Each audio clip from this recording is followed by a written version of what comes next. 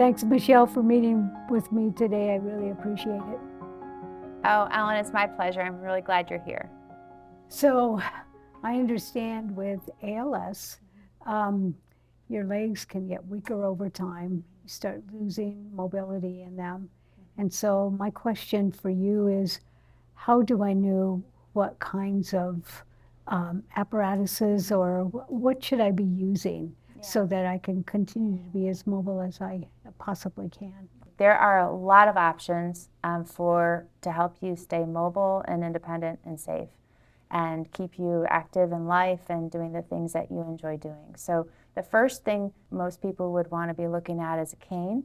And a basic cane, has just the one point on it, like that you can get at a pharmacy. There's another cane that has a wider base. You're going to use that just to give you a little extra balance and to help you feel more safe. If the cane is not providing you enough balance to really make you feel comfortable and you need more support, the next step would be looking at a four-wheel walker.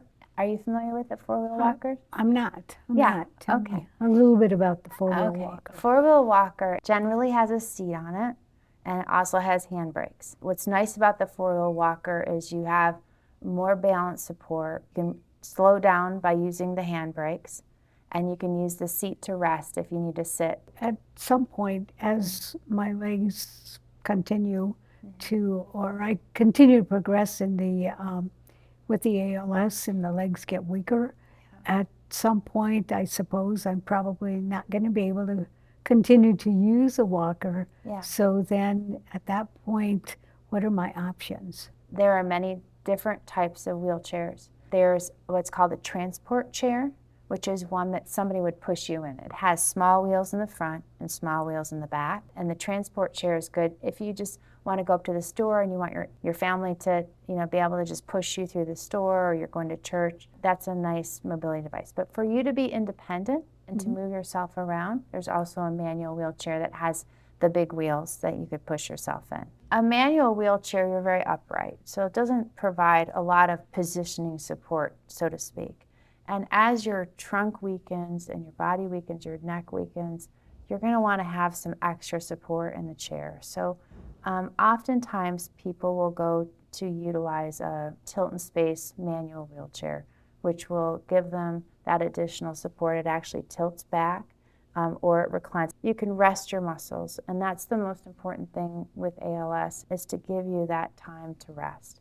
And when you're feeling tired and you're feeling like you can't hold yourself upright, that you have that wheelchair to give you that support.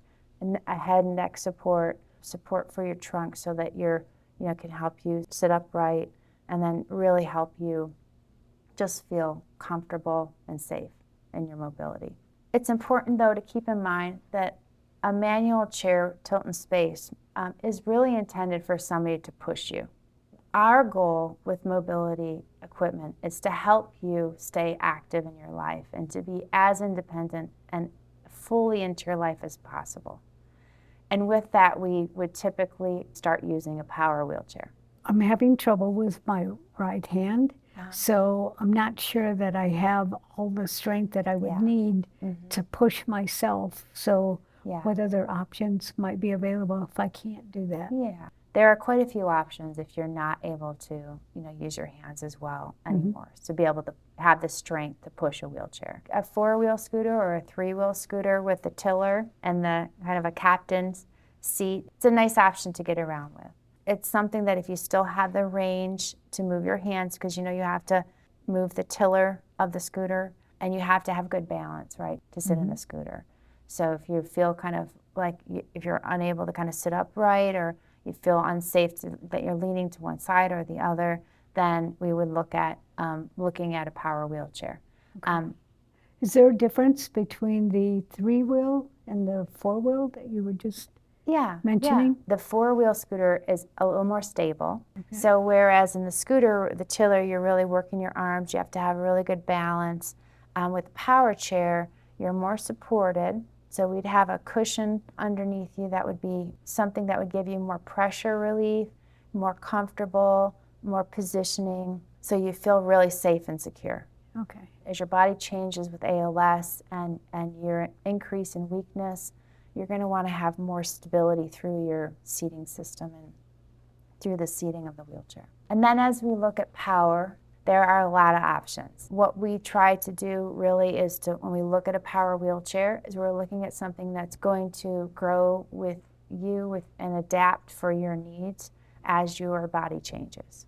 A power wheelchair is really helpful to keep you independent and keep you active in your life. It'll give you the freedom to just get out and about and do things that you would typically do. You're just going to have to do them differently. That's what the equipment is for. With power wheelchairs, they can start very basic, and as the provider is working with you and the clinicians are working with you and adjusting to your needs, we're going to provide a piece of equipment that's going to give you the support you need through the changes that you have through ALS. We're going to be able to accommodate your body as it's weakening. I've heard about all these different scooters and wheelchairs that I can use as this sickness progresses. So how will I know when to move to the next level?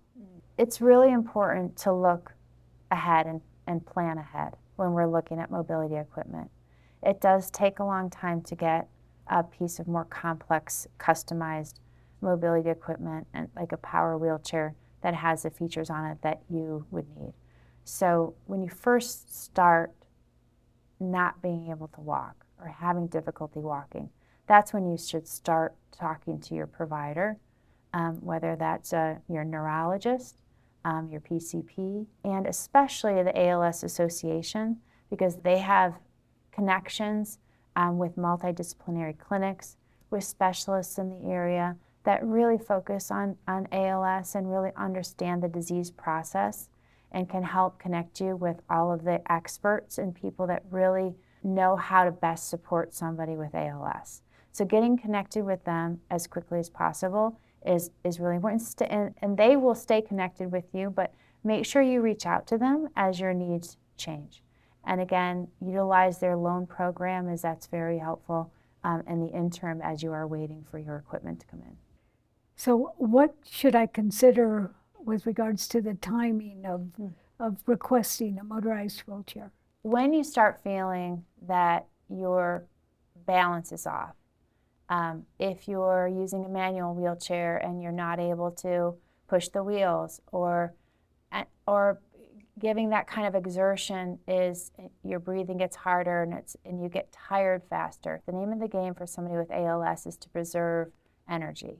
So it's really important that as soon as you start feeling those things, that you get in touch with the experts at ALSA Association or your provider or wheelchair provider to start talking about starting that process to look at what you need. Thank you so much for meeting with me today and for sharing the information that you did. It just was very informative, and I really appreciate it. Thank you, Ellen. I really appreciate you being here today, and you asked a lot of great questions. I'm sure they'll help a lot of people. Thank you.